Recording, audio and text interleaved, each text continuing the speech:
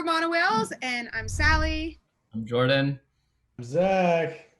Hello, and I'm Kane. I'm the host of From the Inbox, a podcast. Thank you very much, guys, for joining me on this. We were just talking before this lovely sunny Toronto day. Finally, we're admiring our setups here. We're like, wow, it looks so crisp and clean, and it's because of the sun, I think, personally. And the reason why I'm chatting with you guys this week is because you just put out your new album, Daytona Bleach, not Beach. I think I wrote once it was Daytona Beach, which is quite funny, but Bleach is the name. And that's like your first, I guess this is kind of technically like your first full length, right? Mm-hmm. It's officially, the LP is out, and it covers a whole bunch of great hits you guys were releasing over the last year or so, which is just jammed packed. And I just want to start off by asking, now that this is out, it's like your debut. You've had so many years kind of building up this track list and your persona and your band as a unit. How do you guys feel about where you are right now? That's a good question. I feel pretty good about it. Honestly, I think it's the best music we feel we've ever put out as a unit. Like, we hope that we're continuing to evolve and make something that people can connect with. So I'm so damn excited for this to be out and for people to give me their feedback. That's the best part about it. I feel like we finally reached a point, seems like every single thing we've released, we feel one step closer to finding our true selves. We've always had a bit of an identity crisis, and I feel really good about where we are now.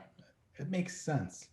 Yeah, we've been on a long quest for the truth of this band, but this album comes closest for sure. Yeah, and I know you guys went through, I guess, small lineup change, and the fact that you also changed your name, I guess like a year or two ago as well. You guys were what, the Ginger Ale and the MONOWHALES? Joppa Whaleys, actually. It was Joppa the MONOWHALES. You got it. There we go. Okay.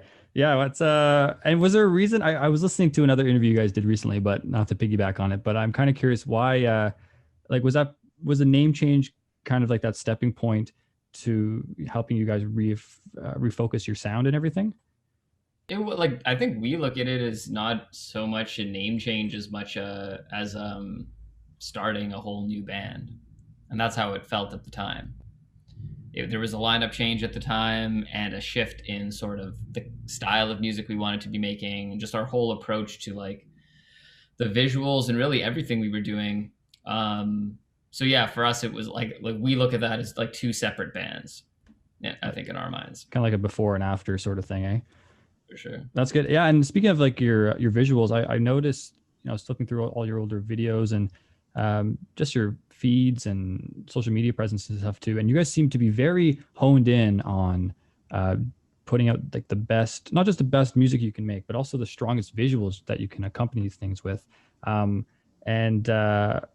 that always been a priority for you guys? Is it trying to I don't want to say look your best, but just be as eye-catching as possible? Yeah, I think that along with being musicians, we are performers, and being, having showmanship. I think a new way to have showmanship is social media now. So that attached to, of course, having a visual story to tell with the music, that can be a next step in telling a compelling story. We'd like to mash that all together and give you something that you want to look at, that you're interested in checking out. So yeah, and it's also fulfilling for us. So it's a two-way street, of course. Any music video or photo shoot in particular that you guys enjoyed the most? I know the All or Nothing video was a lot of fun to watch. Yeah, there's things that I think I enjoy. I hate to say this, I love all genres of music. I loved a lot of everything we've done. I think one of the biggest shoots that meant a lot to me, the band can chime in, was actually when we made the change to MONOWHALES. We did a really long shoot, and we did this shot that's like a gradient shot that's starting from blue or pink, and that shot to me really represented, even now, the shift. So I always think about that shoot and how that was our first step towards making that decision. Right on. And another big step too, you guys, obviously, as part of that shift in this new era of the MONOWHALES is a lot of musicians, a lot of music listeners don't really realize this, but a lot of times musicians, they really have to take that chance about going full time with music. For a lot of time, for some people, they can kind of balance it and stuff, but to really, put it all in, you guys have to kind of make that jump. And I know, kind of walk us through, like, was there a certain day or moment that kind of hit that you guys were like, okay, we can do this and we just need to focus and, flip our lives around and let's go full time on this? Was that like a specific time? There was, yeah. I mean, at least for Zach and I, that was the fall of 2019 or like late summer 2019. We were having those conversations. Because we're independent, it's like we can't rely on other people to do stuff. So like us being able to actually go out and, create all that visual content you were talking about, make the music, even just dropping the album and stuff, like that's all of us. So in order for us to like actually do it the way we wanted it to be done, we didn't feel like we could hold down the side jobs that we were working like in the past. And that kind of all came to a head for us when we were going to go out on that tour, because we were going to be gone for so long. We were recording this album halfway through that tour. So we were gone from like mid-October till that tour ended first or second week of December or something like that. And it just made sense at that point to be like, we're going to take this plunge and go full time. Funny enough, like not that long afterwards, the pandemic hit and it kind of shook things up a little bit. But to be honest, I still don't regret that decision. I think it was the right move and I'm glad we did it. That's good. What type of, out of curiosity, what sort of side jobs were you guys doing? Anything interesting? Depends on your perspective on whether or not it's I delivered food on Uber Eats for a minute. That's good. That was fun. Yeah, I was teaching music for a bit. Okay. I do like some consulting work too.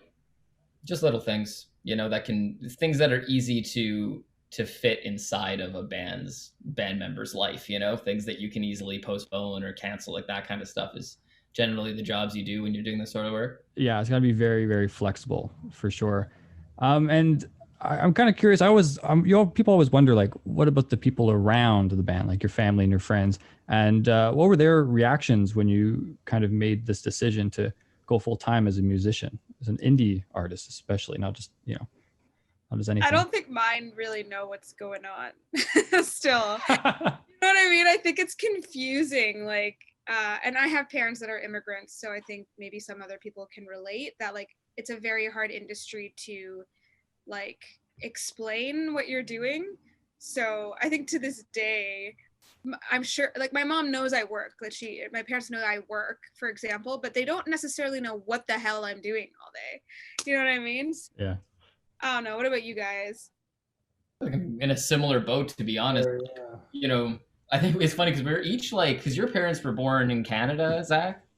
They were. Yeah, so mine weren't. And like we kind of like, we have this like gradient of like how connected to the old world like our families of origin actually are. So like my parents are like, they're pretty with it. Like they kind of know what's going on. They ask questions and stuff when it comes to what I'm doing. But in terms of the nitty gritty of it, they sort of just trust me to do what's necessary. So they were very supportive. Like when I chose to do this, they were like, if you're going to do it, you should go all the way and make it happen. And I think as long as I'm, financially stable, they're happy. They don't really care where it's coming from or how it's happening. They just want to know that I'm taken care of. And as long as I am, they're just like, you do you, man. Like they're at every show and super supportive. That's awesome. Yeah, they don't want you to end up back in their basement. Just come home, stay with us forever. They can probably deal with some time apart. Oh yeah, I'm sure, especially with the loud rock music coming out of your room. So, did you answer, Zach? I can't remember now. All of the above, honestly. It's funny because like there was a shift in terms of quitting day jobs, but it's never felt either like a hobby or something we did on the side. It's always felt like a full-time gig too, and I think I could speak for the rest of the guys here for that. Where like, years ago, it was like, this is my life and this is my job and this is what I do. I happen to also work another job, but it's always been like a serious you know, there was always intent to make this the thing from day one. So there's that too. And I always made that clear to my parents, and they were supportive too. That's good. Yeah. I think that's like almost like an engraved thing as a creative is you feel, even if you're working, you know, side jobs and whatnot to get by, but there's something in like deep down that's just built into your system that it just knows that, you know, this, some people might see it as a hobby, but for you, it's like, no, this thing is the reason why I do what I do. And, you know, it's always nice to be able to capitalize on that and finally make it a thing and turn it into something exciting, marketable, and fruitious, I guess, if that's the right word. It's probably not even a real word. That is a fantastic word. Thank you. Like, what was that, Sally? I missed it. Go back. Joke. It's fruitlicious. Oh, fruitlicious. Is those mangoes? Yeah. Yes. The queen of puns over here. Yeah, totally. That's good. And I was gonna ask too. Oh yeah. So speaking of the process of doing things on your own, how was, because I know you guys put out an EP 2-3 years ago, but as like a really dominating debut LP, what was the process like as a indie band? Like, there must have been challenges and, you know, ups and downs and stuff like that. Yeah, there was. I mean, we sort of recorded this album in 2 chunks. So some of it was done in Toronto, and then most of it was done in BC. Okay. So like as an indie band, like, you know, we're really comfortable being independent, but we always kind of look around too. Like we're always sort of like seeking out, you know, is there a potential partner here? Is there something we can do here or there? So we recorded a couple tracks with our producer and then kind of shopped them around a little bit. And a lot of like the feedback we were getting was like steering us kind of in a direction like away from the songs that like we felt were strongest. Like we just didn't feel like we were necessarily connecting with like the stuff that we were getting back. So we were just like, you know what, we're just gonna go at it indie because we think we know sort of like what this path is. And I'm glad we chose what we chose, because the song we ended up going with was Really Want to Let You Down, and that was one that other people weren't necessarily responding to as positively at the time, but we really believed in it. And I think we saw the, you know, the result of that. You know, it was our best performing track to date. So we were like, that instilled a lot of confidence in us. And then once that was already out by the time we went and finished the record out in BC. So what you're hearing when you listen to this is sort of like snapshots during a period of growth for this band. Oh, so that's really cool. Yeah, that, speaking of Really Want to Let You Down too, I think if my research is correct, that track in particular helped you guys get number 2 on the alternative charts of 2020 as the highest ranking unsigned alternative band of 2020, which is not a small accomplishment by any means. So that's amazing. You guys trusted your gut. You said, you know, I'll take your advice, but no thanks anyways. But and it worked out for the best, which is I'm sure a lot of other bands and up and coming artists and stuff too, kind of, that must be a very day-to-day sort of struggle that you guys were able to overcome, which is very, very important. Well, we're lucky to have a team that's like really communicative and that we can work with to make those kinds of decisions too. So it's not purely us. Like we get feedback. Like when I was talking about that feedback, it was more like other people that we're not currently working with, but the people in our core team that like we've developed a great deal of trust in, there's a lot of like, you know, mutual respect there. So when it came to that decision, we knew our team was on board, and that's really all that matters. If there's people that are willing to support the choices you're making and move you forward, then you can do some pretty awesome stuff. That's a strong mantra to live by for sure. And so Daytona Bleach, I might have missed it. I will admit that I'm not the most lyrically, I've admitted this before, but I don't want to say a hard time, but my ears definitely don't go to lyrics first and foremost. So maybe I missed it when I was listening to the record a couple times. But the phrase Daytona Bleach, what does that mean? I'm very curious. Yeah, so I think it can mean, you know, different things to different peeps, but at least to me,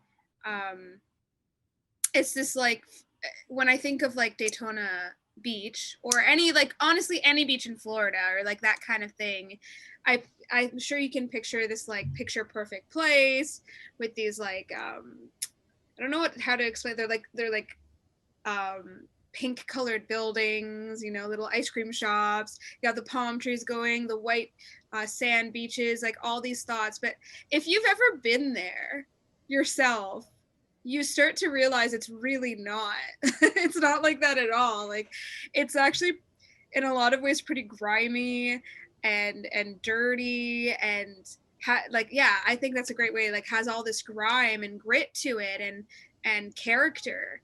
And so I think it's like taking that thought of like something that appears so pure and so clean, but like truly it still has that like conflicting toxicity that's like injected into it. So yeah, I guess I feel I can connect that to our music in terms of it being this like forward facing like pop clean, you know, kind of music, but I feel as if when you look a bit deeper, you can see the scars within it. Yeah, that's a really nice metaphor. Just as the industry itself too, you can almost go deeper. Yeah. And you know, I'm sure you could extract this in a lot of different ways.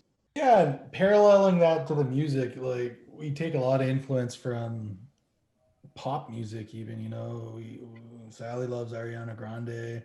I quite enjoy her too. Katy Perry, Taylor Swift, why not?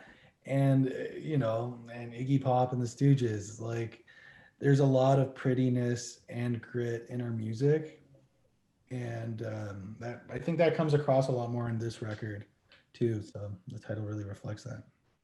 It's a mash. We like to mash things together. So we like to mish and mash, moosh, like a fruit blend. Yes, a smoothie. And the other thing about you guys, you know, doing stuff on your own, you guys have had some interesting marketing campaigns for a couple of the singles, including my personal favorite was your Tinder escapade, I guess we'll call it. That was for Better Lovers, Fast Friends, right? BLFF. Fake friends, but yeah. Fake friends, not Fast Friends. That's a band. Sorry. That's not bad. No, Fast Friends is a band. My bad. But yeah, BLFF. Whose idea was that? For the Tinder thing? Yeah. Yeah, both of our idea or something. We were Tindering each other. Yeah. Zach and I were talking a lot about it. Yeah, like, I think at the time we were just talking about how so many people were using that because they had kind of nothing to do, right? It's like things were getting colder, things were locking down, so people were just on Tinder a lot. And yeah, we just thought it would be funny if we went on there. At first we wanted to make a video based on matching with people on Tinder and messaging them the lyrics to the song. And then we were like, but that might make people feel bad. We don't want to do that. And it just kind of turned into us trying to like run this contest. And what it really turned into was just having a lot of fun, weird conversations with people on Tinder who were like, are you a band? Are you looking for a fourth? That was probably like the most common response. I was going to ask, like, what, any interesting stories? I feel like that didn't help us. Like, our photo almost looks like we're like this weird trio of a couple that likes to take like school photos together. Was it the orange photo? Yeah. I forgot. Yeah. So it's a really, if you check it out, it's like a really funny photo, I think, to stumble upon. So I see the confusion of like, wow, this is a hot, like people are like, this is a hot super trio, like coming on here to slay it. And we're just like, all right, I get it. Or they'd be like, so Jordan, you could quote better. You were on there a lot too, but they're like, so is it the two guys? Or like, they just wanted to know more logistics of how it worked a lot of the time. Wasn't Jordan the most popular? I don't remember. I got some really nice compliments. That's always nice. But no, it was good. There was some weird stuff. Like, I can't even really remember. It was a while ago now. But there were definitely some entertaining conversations. There were some people where I'm like, yeah, like we're not looking for a fourth. We're just a band and we're just doing like a little bit of promo and giving away some free tickets to this live stream show. And some people like didn't want to let go. And like, so they would kind of talk to me and then they'd be like, yeah, so like, you guys still want to hook up? Or what? I'm like, no, like that's, I thought I made that really clear. That's not what we're here to do. If you think about it, all you've done is really taken the whole groupie world and just made it virtual. So it actually fits the live stream. Like you guys are doing a show on the internet and then you're picking up your groupies on the internet. It just makes sense. So actually that, now that I think about it, that's brilliant. Perfect. Yeah. And speaking of social media and stuff too, you guys obviously do a fantastic job of keeping that going and stuff. And I was going through my own social medias and going through TikTok, and I found you guys there on TikTok.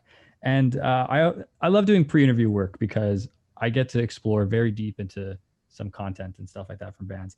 And your very first TikTok, I think Sally made this one. It was like a scare B&B thing. And West Kelowna. You gotta, because you had a crossbow in it or something. I was so. I have this awesome picture of Jordan with the crossbow. I just got to know like the backstory of this, because if people, I recommend people go check out the MONOWHALES TikTok, go to the very first one and watch this thing, because it's not a nice house. That was spooky. Definitely, like I swear we weren't setting it up or making it look worse than it was. We were like in that TikTok, Holly and I were walking around and we were discovering more of like what, except for the bathroom in the basement was nice. Like we gave it credit, but like, I think it was the first night we went in there. So anytime we stay anywhere, we like to scope out the place, especially checking for bed bugs, like that, straight up, that kind of stuff. And I think I was ready to just like be in this. It's a huge mansion with a ton of rooms. I think we were the only ones staying there. That night we were, yeah. And they had other rooms for other people. It definitely wasn't the cleanest, but I was just kind of like, look, let's just get to bed, whatever. But Jordan, you were brave enough to take a little gander around and check it out. And you came back from just going down. You're like, I'm going to check out the kitchen. Comes back with a crossbow. And he's like, I found this in the cupboard. And we're like, that's it. We're dying tonight. This is a murder house. Like that was step one. And I think you were like, we need to leave. Like we're not staying here. And we were like convincing you that it was probably fine. And we'll just lock the doors.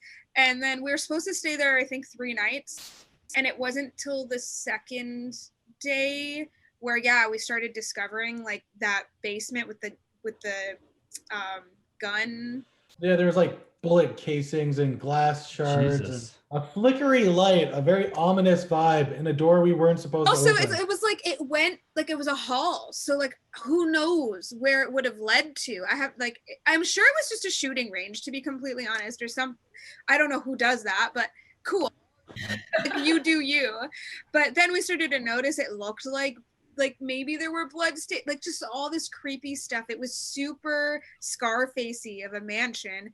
And then day 2 we actually left and called Airbnb and was like, yo, this is a real sketch place. We left a review about it, and the guy reviewed us back saying, yeah, well, you shouldn't have gone in those rooms. Yeah, he was like, you didn't have gaslighting in those rooms. So like, who knows what else? We didn't explore everything, so who knows what else was in those other rooms. Sure, how we found that room was just looking for the laundry, right? We just wanted to do like, we try to find places along like in the tour that have laundry on site so we can do laundry as we go, right? Yeah. And then the laundry too, like the little drawer where you put the detergent was all moldy and disgusting, so we didn't do any laundry there. It was just it was gross. So we ended up driving overnight from Kelowna, BC to Vancouver. Zach and I were the only ones who drive, so we were like eating Twinkies. Oh, I bought a big bag of Doritos and Twinkies? Yeah, we were like, we just eat sugar and oh my God. And like the trucks are going 140 through the mountain and it's like raining hard. It was scary. If you don't die in the house, you're gonna die on Twinkies or something. That's how. Oh my God, that's insane. What's worse, you think? Probably the house. I think a sugar rush crashing on a mountain would be way more like dramatic and exciting. Really? Because I think the mansion would get us the front page, you know? Like, I feel like it's a Spice Girls experience. But if you guys get that reference, I don't know. Okay. My Spice Girls knowledge has not existed since 2005. In Spice World, they like stay in the mansion. Oh, I think the last time I watched that movie was when it came out. I'm sorry, Sally. Oh, I watched it recently. I would highly suggest. It's actually incredible and stands up. So what was that other around the same time? There was another movie based on like a girl pop group. Josie and the Pussycat? Yes. Oh, good. I don't know why that came to my mind right now, but yeah, I remember I watched that a few times when I was younger. Speaking of movies that are about that sort of thing. I might have to revisit that. I was about to say Cheetah Girls, Family Channel shit. Yeah. That's where my mind went. I don't even know what that is. Just Family. It was on Family Channel. It was the thing. Like, what was her name? What was like the Raven Simone? Wait, Raven Simone? She had a band called the Cheetah Girls? A Channel movie. Like, come on, Si Se Puede. You don't remember that? No, I think that was actually a different Disney movie. Yeah. Yeah, I feel like that was not The dancing movie. It was like this. Okay, we won't get into my Disney Channel movie. Now everyone's gonna know how fucking old we are, too. Man. Do you remember Luck of the Irish? Sorry, continue the interview. Is that a movie too? Was that a Family Channel thing? A movie where the kid is a leprechaun. Some of the shit they came up with back in the day. I've never heard of that before. Also, Smart House. Smart House is so good.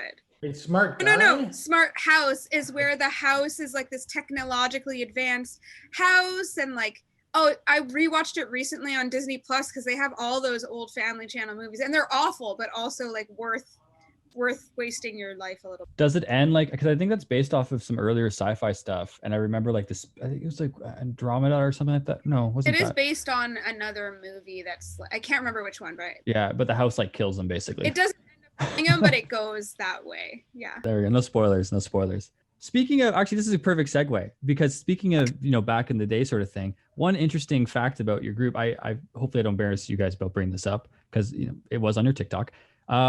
Was it Jordan and Sally you guys dated in high school? Yeah. Yeah. That's so cute. And then you guys ended up starting a band. What is that? I'm kind of curious. Who dumped who? He dumped me. Ooh, no hard feelings though. So No, well, I mean, no. So the like 10 years ago. It's okay. Band started after. So I wish I could say it was so cute that we were like in the band first, but the band came probably like 4 years after we had dated, something like that. Yeah. I had gotten less butthurt about it, and now we're more siblings than ever. That's good. Yeah, because I'm sure high school relationships are. It's looking back. Yeah, looking back, like, oh my god, why was I so crazy? I think that's how I feel about a lot of shit. Like earlier in my life, that it just felt like, I was talking to Zach about this earlier. It just feels like the stakes are so high. Like everything will crumble to the ground if this doesn't happen. And then looking back on it now, I'm like, that could have went either way, and it would have been fine. Like most things in life are so chill back then, and I'm sure I'll feel that way about what I'm dealing with now 10 years from now. Yeah, I was gonna say, like, is there anything offhand that you can remember, I guess relating this back to being in a band, like that you're like, oh my god, this is so do or die, we need to accomplish this or else nothing's gonna happen? Yeah, like everything, every decision we've ever made. I felt like that. No, it's true. Like I was saying, it was serious from day one, but in a real not serious way. So big decisions were serious. I feel so bad because Sally keeps trying to talk, but her mic technology. No, it's not you. It's not you, Zach. Technology's doing her poorly. It keeps cutting her out. I was just saying that's why we called the album Control Freak. Like a lot of the reason, because it was like really speaking, the last album, I mean, to like how annoying we were about every little small damn thing. We had to be controlling it. So that spoke a lot to that. I think we've come a long way. I think we're still control freaks, but like a lot chiller. I think we respect like people's responsibility and like respect leadership amongst each other a lot more now, rather than feeling like we all needed to micromanage each other. Yeah, also, I think it's just getting used to getting more comfortable being in the spotlight. Like I feel like the longer we've been a band and the more people who have sort of paid attention to us, it's actually gotten easier. Like when I think back to some of the things, I was like, oh no, like what would people think? And then I think about like how many people were actually paying attention. I'm like, it would have been like 3 people being like, yeah, that was stupid. Yeah. Now, like when there's actually some people paying attention, I care a lot less, strangely. I'm sort of like, yeah, whatever, we'll do some stuff. If it works, it works. If it doesn't, on to the next thing. Yeah, it's so funny to think, like, sometimes you get caught up in yourself and you're like, oh no, someone's, even just a simple thing like walking down the street and you realize, oh, I'm supposed to be going that way, right? and then you do like the weird like phone check thing because like, oh my god, someone might be noticing that I'm going the wrong way.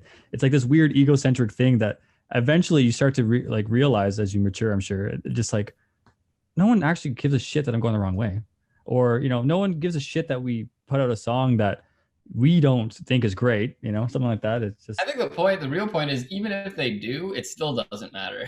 yes, that is a great thesis right there. It's so funny how things work as you get older. But and this is kind of a nice question. Now we're on the topic of it, kind of a good way to finish this interview is, now that this record is out, what kind of change or growth have you guys personally felt, either personally or musically, coming out of this experience? I feel like a totally different person. I think the pandemic had a lot to do with the change like that I'm feeling too. And like we recorded this record, basically in November of 2019, and then we didn't see each other for like 8 months. Or no, like I guess 6 months. I didn't see Sally in person till August, I think, from March, and we didn't work on music this whole time. So we kind of like, so many things happened in between that, and I think we have a whole new fresh perspective that's coming to writing the next record that we might be working on soon, or starting to get the gears moving towards, which is really exciting. Not to take away attention from Daytona Bleach. So you feel like being away from the group actually helped you want to really focus more in on being part of the group? So much. Yeah. That, but also just like it gave us all a break. I think that was a very rare opportunity, because we're always go. The stakes are so high. Can't stop now. And then we had to stop, and we specifically, didn't really work on music a lot for a long time. And I guess got personal time to grow and focus on ourselves. So that's bringing a whole new perspective to our process, which is really exciting. Mm-hmm. Yeah, I don't know. Do you guys, maybe I'm actually just curious with the band too. I always hear this thing said that's like people not doing therapy or taking steps to perhaps to like work on themselves. But I always hear artists say things like, yeah, writing music is like therapeutic or is my outlet. But I personally just, I think I was forcing that onto myself as a mantra that like, I'm an artist, that must be what it is, that's what they say it is. And I think that it is definitely a part of it, but there's so much more. And I think that this year, I know that I did, and the guys might be able to agree that it wasn't just that. We got to take the time to explore all the other avenues of trying to better yourselves. And hopefully that brings us to the next step of what our music is going to be. That's what I look forward to. Performance has always been the escape more than writing. What's that? Performance has always been the escape. Which has been really hard too, because we didn't get to do that. That's the hardest part of all this, yeah. Felt like, what are we working for? Well, you guys had a couple live streams. I know last week you guys did one with yeah, that was great. Collective was it Collective Arts? Yeah. Yeah, we had so much fun last weekend. Yeah, it was fun. I'm sorry I missed it because you guys cramped on my style and did a live stream the same night that I was doing a live stream. Ooh, well, don't worry. So still out on YouTube and Facebook, so you can watch it. There we go. Well, okay. I guess I slipped up there, but yeah. So people go watch their fun live stream, Collective Arts, up on YouTube. Check out the MONOWHALES. And I'm already looking forward to having you guys play in Toronto again, because A, it's your hometown, and B, I can finally get some more photos for my concert gallery.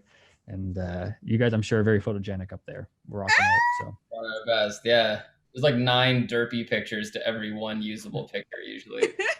That's just out of the ones they show you too. Yeah, there's a lot of great ones. I'm sure. I should go back and try to find all the worst. I think I have one of actually I have one of Hawksley Workman. This was from like 2014, I think. And he was playing drums, and it's probably one of my favorite photos that I never really share. But I caught him with his tongue out, just looking right at me. It was great. Honestly, I feel like for social media, those might do better than the good ones. Yeah. I know when we post funny pictures of ourselves, people love it. Yeah, people just love the silliness of finding out the personality of groups. This is why the interviews like this are Everyone fun. likes a silly. Yeah, that's like my middle name. Why else? I used to do stand-up for a reason. I like the attention. Who doesn't? Ah. Can you tell us a joke? Yeah. Oh my God. I That's haven't done stand-up. That's like when people are like, "Sing me a song." Oh, you play music? Sing me a song. Like, what the fuck? Make me laugh, Kane. Oh, I'm trying to remember. I used to have one joke. Okay, so this is especially in the comedy. I'm sure it's probably transferable over to musicians too. Like we all have, like I had a joke that I liked a lot, but I know other people don't really find it funny, but I kept performing it because I enjoy it. Like it's one of those things, right? So I'm sure you guys have a song like that. Like I know you guys don't really give a shit about this, right? Yeah. And but I stuck to it, and it was about, I don't want to, it's stupid to explain a joke, but basically it was talking about how women are always cold, you know, going out on dates and stuff, like, oh, I'm so cold, and they never bring jackets. So showing up when you know you're going to be cold without a jacket, it's like showing up to a calculus exam without a calculator and being like, oh, what are a few degrees? You know? So Nice. That one, no one laughed, but I love that joke. I like that one. Thank you. Degrees. Yeah, it's math. It's like humor. Zach's way of life. What? Of like, if someone doesn't have a jacket and you're like, deal with it. Like, yeah, Zach is like driving the van with like a sweater and a winter coat with like a scarf up to here with all the windows down, being like, so nice out. And, like, we're fucking freezing to He's death. a Canadian boy. Leave him alone. Exactly. Yeah, that's so. I know. I'm the same way too. It's like, okay, if you're cold, put on a freaking Put a jacket. coat on. Yeah. Or close the window. How is closing the window not an equally acceptable option? Oh, because it gets way too dry in there because you always got the heat cranked. And I don't want to talk about this now. I feel like we're gonna break up the band by accident over this. I guess like the heat gate. The band would break up over heat discrepancies. and honestly. Is this the segue to our personality? Yeah. thing? Yeah. I'm really Okay. anxious about it. Well, I was gonna close off this interview and then do it separately, but let's just go right into it. Let's throw format to the wind here, guys. Okay, so this is the first ever, or actually not first ever, second ever Superlatives game. I need to come up with a better game name. We'll call it the Newly Band game because it's loosely based on the Newlywed Game.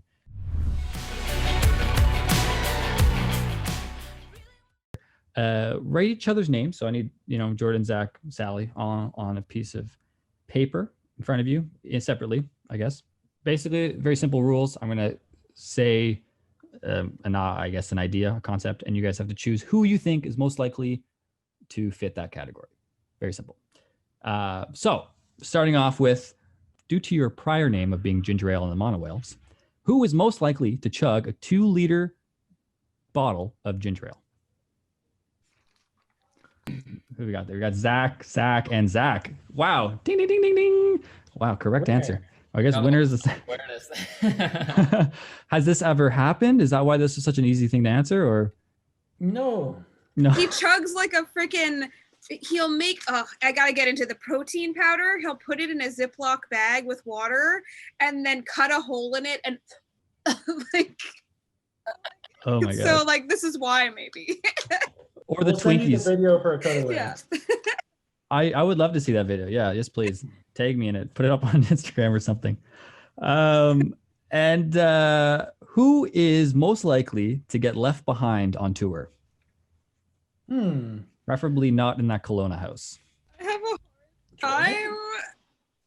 Jordan, Sally, and Jordan. Wow. I feel like it's either me or Jordan for some reason. Are you guys just forgetful? I feel like I'm more likely to just be off doing something I wanted to do. That's very, very different than being left behind. That's just leaving the pack. Which leads him to being left behind. So I guess he's kind of right. Yes. But who's most likely to mess up a song live? Oh, that's so mean. We can't answer that one.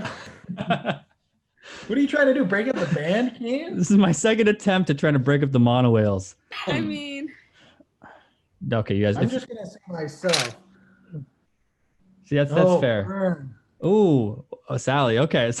See, Zach was honorable, said himself. Sally said herself too, just to be nice. And then Jordan. I am not being nice. I feel terrible about myself sometimes. So Why? It doesn't, I'm sure it doesn't, at least maybe if it does happen, no one notices. I know this is too deep of a question, honestly. Okay. It's very, it's deep. Yeah. Okay. No therapy sessions during my game Yeah. shows. Who cracks the most "That's what she said" jokes? Oh, This is based on your song called He Said, She Said. Sally, 100%. Yeah. that's what she said. I was hoping you would say something different after. Oh. Yeah. Anyways. What she said. that was great. Thank you. Oh, Sally, I set you up for another one. That was great. Thank you. That's what she said. Oh, okay. Never mind. Yeah, Okay. I get it. Stop. I'm not gonna give you what you want. That's what she said. There you go. Woo. Nice. Wow, that was a nice alley-oop. Thank you. Yeah. Okay. Speaking of which, who is the funniest of the trio? oh, I'm gonna say me, but now are they gonna not? They're just trying to think. Of Honestly, I want it to be me so badly. I'm just not gonna give them the pleasure. Wow, self-sabotage. There's a big competition between both of them on who's funniest in the band, and the No, there isn't. I'm clearly the funny one. That's what they all say. I think I'm the funniest. I really do, but it's definitely Zach. See? Wow, that's very humble of you, Sally. Thank you, Sally, for being on. And however, But Sally did go to school for comedy. That was the story for another day. Oh, really? How was that? Did you enjoy it? Did you that laugh? was too good. Ba-bum. Hey, that's just stick to the fruit jokes. Just kidding. Okay, that's great. And I really hope if music doesn't work out, Sally, I hope you revisit comedy. That's all. I already do it every night when I perform. I'm a joke. But oh geez, I love self-deprecating humor. This is great. We could do this. We could do this for hours. So, it's too good. It's too good. Who has the worst taste in movies? I guess. Do you guys end up watching lots of Netflix and stuff while on tour? Wait, And who we got here? Jordan, Zach. I can't read yours. I think we're all very different people. Oh, Sally. Yeah, you guys. I take Wow. So you all hate each full other. offense to that, Jordan. I am such a movie person. I am such a movie. No, actually, I should qualify it. Sally's just really down to watch bad movies a lot, but she actually knows her shit when it comes to movies and likes a lot of good movies. I know it. But she'll just like watch Austin Powers over and over again. Wait a second. That's not a shitty movie. I am not down, really, to be honest. I watched it in December again. I think the trilogy, and it was fantastic. It holds up. It still holds up. I just think there's an art to terrible movies that I enjoy. So Yeah. What did we watch in the van on like the first drive on the last tour? so good. That was awesome. You watched a movie in the van? you were hopefully driving. I was. That movie where they turn into vampires at the end, but someone's being kidnapped. Oh, Yeah, George Clooney is in it. Oh, Dusk Till Dawn? No. Yeah, I think it is. so that. good. Maybe I don't think it's Dusk Till Dawn, but it's Dusk and Dawn are in the title. Is that a Tarantino film? Am I going crazy? It's it's the other guy. Oh, Yeah. Okay. See, I'm more of a Robert music Rodriguez. buff, not a movie buff. But I haven't seen that movie actually. A lot of people talked about it in the last year, and I feel like It's worth watching. yeah. I did not think it was gonna go that way, and then when it did, you're just like, okay, like we're in, like we're doing this Nice. thing now. Okay, so maybe you guys have to reevaluate this question because maybe none of you have the worst taste in movies. Maybe that's where this is going, except for Jordan. Just kidding. Yeah. Who is speaking of driving watching movies in a van? Who's the best driver? I guess it's not Sally, since apparently you don't drive, Sally. That's what I. So Zach is the best driver. What'd you put, Jordan? I can't see that. Sorry. Oh yeah, Zach as well. Okay, there we go. So you are just the DD for everything, eh, Zach? Except for when I want to drink. That's important. Yeah. Zach drives the van like 90% of the time, and then it'll be like 2 a.m. during a snowstorm, and he's like, "Jordan, you're driving the van. I'll have some beers," and I'm like, "No." He knows when to. He knows this is how you stay great. Is you don't do anything that you know you're bad at. So apparently, he doesn't drive well at 2 a.m. snowstorms. So he passes it off, and now he's still the best driver. Mm-hmm. It's okay. Zach basically drove like the whole way back across the country. That's Like impressive. 4-day stint. Like I know I did most of Ontario though. You did the morning in Ontario because I didn't want to drive. I don't like darkness. I'm afraid of the dark. At least you can So we admit try it. to get all the driving done in the day, and then I passed it off. That's fair. That's a perfect segue because I was gonna ask who's the biggest night owl of the group. That's hard to say. I Sally. feel like it's different now. But yeah. Oh, Sally, what changed? Do Just because of COVID? Or? insomnia anymore, so that's like very positive. I'm proud of it. You know, I feel like I used to be proud of it. Like I have insomnia. Like what am I doing? I'm not getting anything done in the middle of the night. But I'm in a much healthier place now. But I still think I probably stay up later than these guys. That's good. Now, like I said, Sally, this is not turning into a therapy session, but I am proud of you. No, everything just is these days when you. I'm just joking. No, that's good. That's good. I'm glad you guys are doing healthy and well during COVID. So kudos. So who's more of a morning person of the group? Zach. Oh, really? Okay. I'll take it. Well, because Zach has this, honestly, I don't know if it's actually being a morning person or they're pretending to be to feel better, but Zach in the morning. Oh, when I get up in the morning, I try to be like, yeah, let's fucking give her. It's like on tour. He's like, hey, Sally, how's it doing? What like, I'm just like, shut up. Like, That's I hate me those trying people. to psych myself up to feel awake. That I'm not a morning person. It's a facade.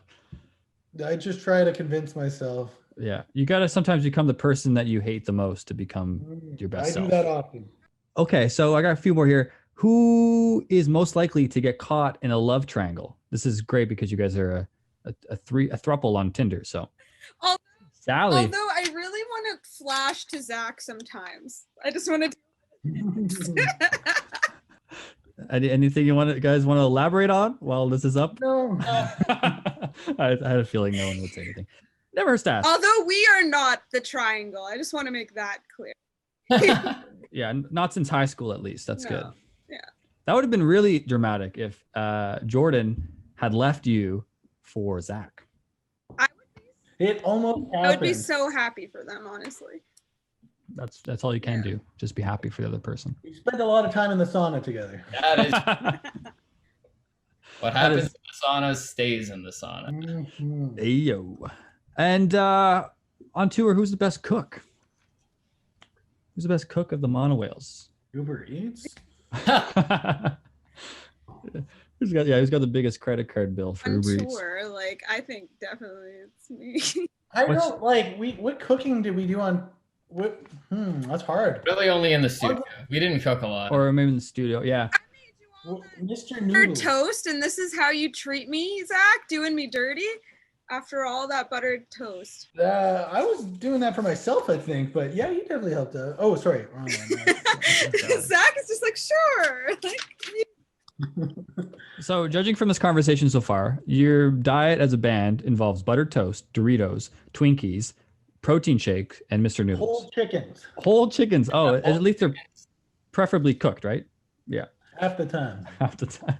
Yeah, we roast them over a spit in the back of the van. Who can eat the most at an all-you-can-eat buffet?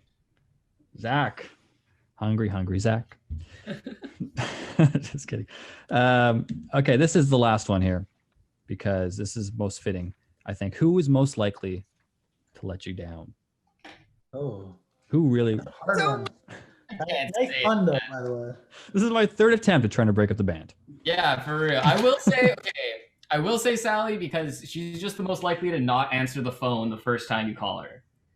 Sally's like the queen of like let it ring forever, and then it gets to that stupid voicemail that's like dude, like her like singing a song, and I'm like, ugh, and then it's like she'll always call you back. It'll just be like 5 minutes, but do you have like the do not disturb thing on your phone, Sally, or you just literally look at it and go, I don't? No, it's either I didn't hear it or get there in time, or I send that text message. It's a lot of the time I'm on the phone. That's why. So it'll be like, you'd be like, sorry, that generic text message that you can send on an iPhone, like that. I feel so bad for people, but I'm like sending that off. But funny enough, like I think that if you asked any of my friends, I'm most likely to pick up the phone out of anyone. So it might just be Jordan.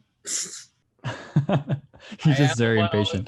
I think it's that I'm always calling, being like, "Shit, we got some work to do. We got to do this. Got to do that." Like, no one wants those phone calls. I think the ratio of Jordan calling me is like if we were to tally how much we call each other in a day, it might go upwards to like at least 15 times a day. Literally, when I call either of these guys, I don't go to my contacts. I go to my recent calls, and it's just like it's always like both of them a million times, and I'm just like, choose whichever one it's going to be.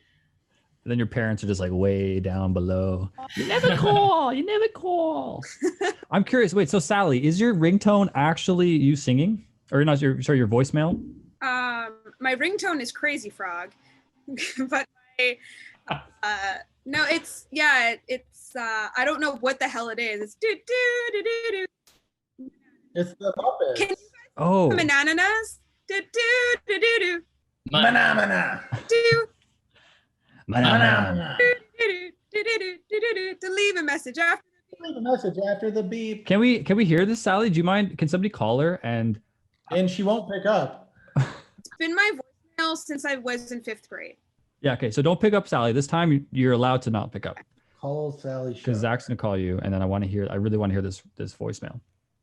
Look at Zach not being able to call me. Like, how is this technology too difficult right now? Is it calling? I can't even. Let's see how old my phone is. It's gonna take. Fail. What? Ooh. Weird. What? That is. Do you have his number blocked, Sally? No, but there's Zach for you. Oh. That's a fresh haircut.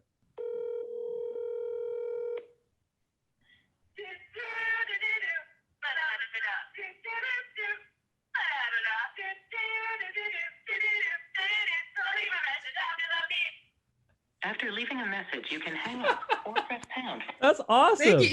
That is great. Call me that in the past where it was an interview thing and they're just like, or there's a stern phone call or like some kind of situation, and then they get on the phone, they're like, anyways, call your bank back. That was really cute.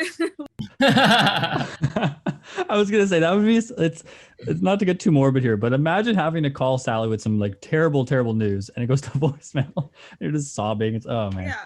Yeah. Dude, stop mocking me. I'm trying to leave a message.